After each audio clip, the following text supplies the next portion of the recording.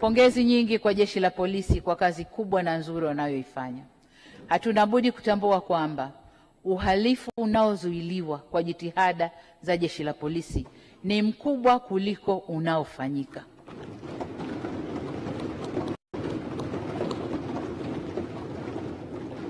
Kasi ya kuwabaini na kuwakamata wahalifu na kuwafikisha mahakamani imeongezeka, jambo ambalo bado hatujafanikiwa vya kutosha ni ajali za barabarani.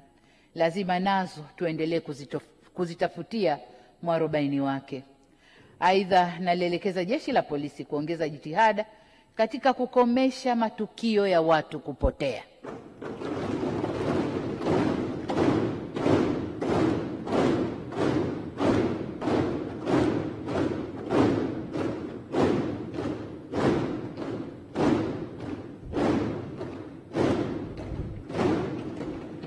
Mheshimiwa Spika, jeshi letu la magereza nalo limeendelea kutekeleza vizuri majukumu yake ya kulinda wafungwa na kurekebisha tabia zao. Aidha, katika kulinda haki za binadamu, tumeendelea kuboresha huduma za malazi, mavazi na chakula kwa wafungwa jinsi hali ya uchumi inavyoimarika. Kwa upande wa watumishi, serikali imepandisha vyeo maafisa waandamizi na askari wa jeshi hilo wapatao 14,733 na kuajiri askari wapya 3,404, hivyo kupunguza uhaba wa rasilimali watu.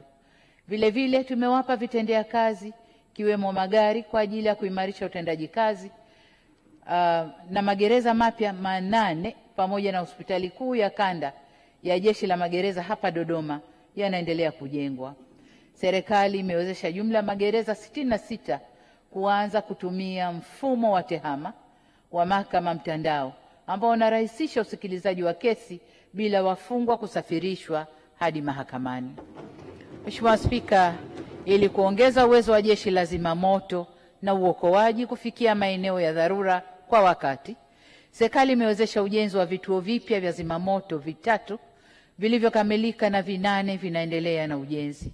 Vile vile vituo vya zamani vimefanywa ukarabati na kununua magari 12 ya kuzima moto, yakiwemo magari 2 yenye ngazi kwa ajili ya kufikia majengo marefu na boti 2 za uokoaji katika bahari na Ziwa Victoria.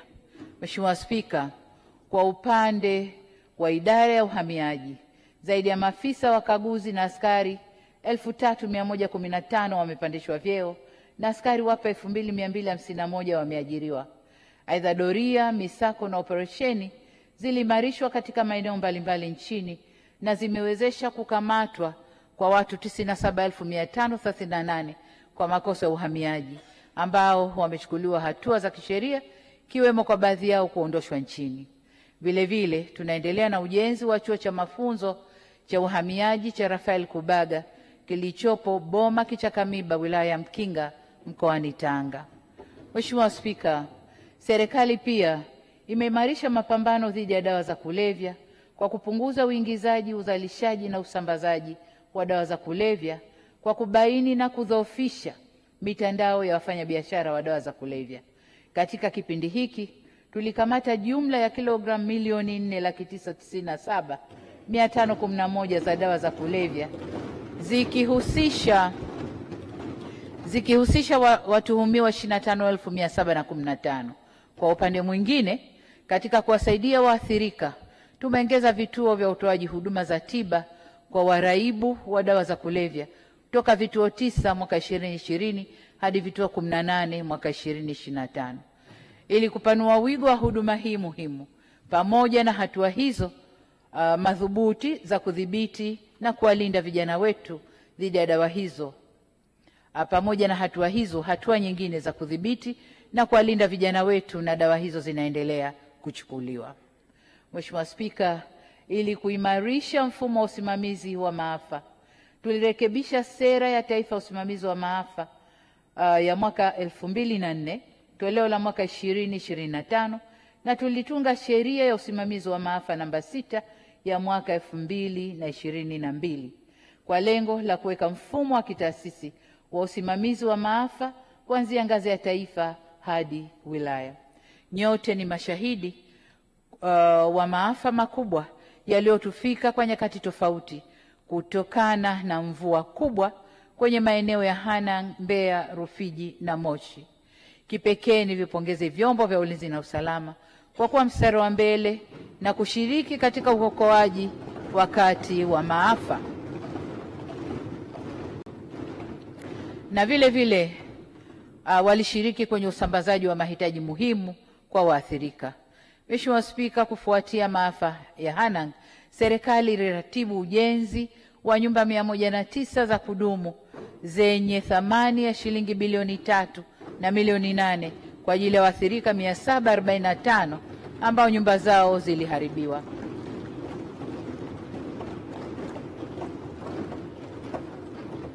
Pia nitambue mchango wa taasisi za kiraia, wafanya biashara na wananchi waliojitolea na kushiriki kikamilifu katika mazoezi ya uokoaji kama tulivyoona kwenye ajali ya ndege ya Bukoba, maporomoko ya Hanang' na kuanguka kwa jengo la Kariakoo.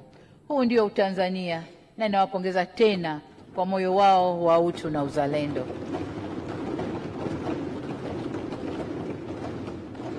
Mheshimiwa Spika, nilipoingia madarakani niliona haja ya kuhakikisha tunaendelea kujenga taifa lenye maelewano na maridhiano ili tuweze kwenda pamoja katika mwelekeo wa maendeleo. Dhima hili ni sukuma kubuni na kutekeleza falsafa ya R4. Tukiongozwa na falsafa hiyo ili tuelekeza kwenye mageuzi, maridhiano, ustahamilivu na kujenga upya, na tuliweza kuwaleta wadau wa kisiasa na wengineo pamoja na kufanya maamuzi na maboresho mbalimbali yaliyojumuisha na kushirikisha wadau wote. Serikali iliunda tume ya maridhiano iliyofanya kazi nzuri na ilikuja na mapendekezo ya aina mbili, yale ambayo ni ya muda mrefu kama mabadiliko ya katiba na yale ya muda mfupi ambayo yalihusu masuala ya uhuru wa vyombo vya habari na masuala ya vyama vya siasa kufanya shughuli zao. Mheshimiwa Spika, katika kutekeleza mapendekezo ya tume, serikali iliondoa mara moja zuio la mikutano ya hadhara kwa vyama vya siasa, na wote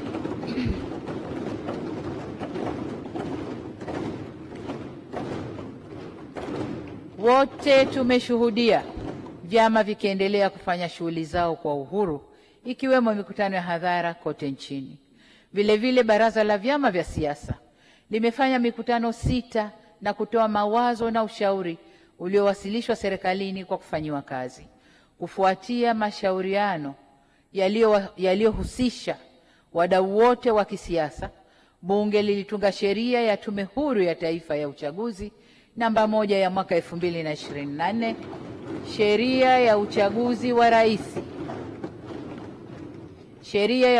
rais, wa bunge na madiwani namba 2 ya mwaka 2024, sheria ya vyama vya siasa sura 258 na sheria ya gharama za uchaguzi.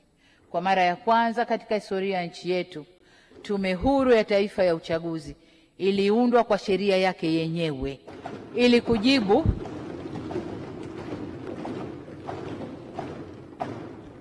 Tulifanya hivyo ili kujibu rai ya muda mrefu ya wadau wa kisiasa nchini.